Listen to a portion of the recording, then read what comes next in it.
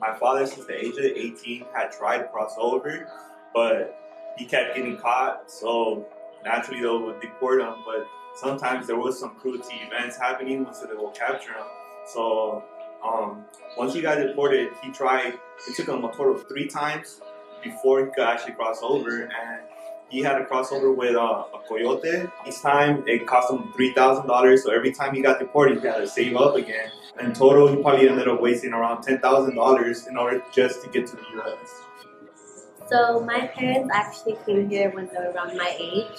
They were 20 years old, they met here in the USA, and they actually came to learn English and go back to teach it. However, thanks to the Ronald Reagan Act, the amnesty law, they were able to stay, and even though they were here legally because of these papers, they actually still had to struggle because of the language barrier. Growing up, they had to be working 2 to 3 jobs just to maintain a bill for the house. And I remember my dad actually working, he was painting cars in our garage and in our driveway, and oftentimes there would be people calling on the cops saying it smelled like paint, but you know what, at the end of the day, my dad was making extra money to help support me and my brother growing up. My parents made the most sacrifice they did was picking up full-time shifts and sometimes having to do overtime in order to support us. They didn't want us to feel like we were missing stuff. They didn't want us to feel as if we were poor, but we always knew that our parents were struggling to make payments. But that didn't stop them. They said that they're gonna focus on the income, and all we have to do is focus on our education. I think the biggest sacrifice that my mom and my dad made for me was coming to this country just so I could have a better future. My mom was actually 4 months pregnant when she crossed the border, and the reason why she did that was because my mom and my dad had very rough childhoods. Growing up in Mexico, they lived in poverty, so they didn't want that for me. Growing up as a child, I remember knowing what the word migra was, which is translated into border patrol in English.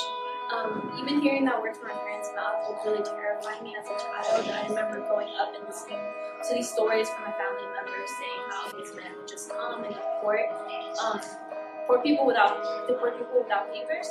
And to me, that was just very scary, just knowing that one day I might come home from school and my parents might not even be there. I remember it was just very difficult for me growing up and just knowing that they were unwanted in this country. I witnessed a lot of families around me being torn apart, and it was, as a child, I didn't really understand what was going on until later on when I entered grade school and even high school. I started to see other people's thoughts on the issue, and from my side, the whole issue of breaking a family apart was at its core wrong and immoral. I started to see the people on the other side, and it was honestly kind of hard to picture your own friends kind of thinking less of you just because they knew you came from a family of immigrants.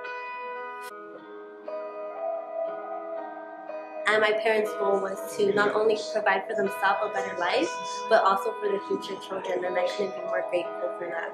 And now more than ever, deportation has actually become a really great issue. We have actually seen a lot of people being very straightforward about their opinions, whether it's racist opinions, but at the end of the day, I really hope that people would see all the damage that they're actually causing to the families that are being deported. And all they want to do is just have a better life for them and their children and their future generations, and something that I really hope people could actually see and know that they don't come here to damage anything, they just come here to have a chance.